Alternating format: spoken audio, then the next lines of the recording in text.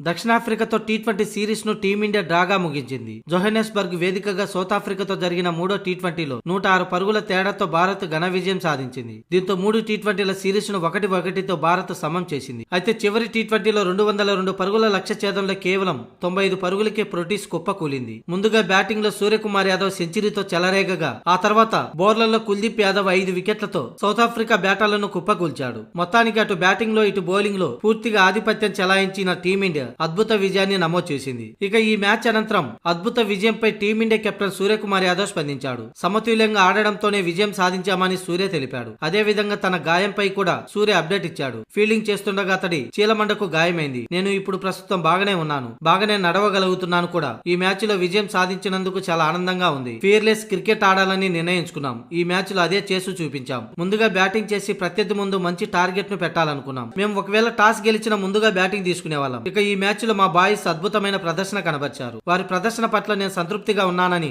సూర్య తెలిపాడు. ఇక కుల్దీప్ కోసం ఎంత చెప్పుకున్నా తక్కువే. ఎప్పుడు వికెట్లు సాధించాలన్న ఆకలితో ఉంటాడు. కుల్దీప్ పుట్టినరోజు తనకు తానే గిఫ్ట్ ఇచ్చుకున్నాడు. ఏ మ్యాచ్ లోనైనా విజయం సాధించాలంటే పరిస్థితుల్ని అర్థం చేసుకోవాలి. సమతుల్యంగా ఆడితే ఎక్కడైనా గెలుపొందొచ్చు అని పోస్ట్ మ్యాచ్ ప్రెజెంటేషన్ లో సూర్య పేర్కొన్నాడు. ఇక నేను ఈ టీ20 తర్వాత తిరిగి ఇండియాకు వచ్చేస్తున్నా అంటూ సూర్య చెప్పుకొచ్చాడు. కాగా player of the match, player of the series award కూడా సూర్యబాయికే దక్కాయి.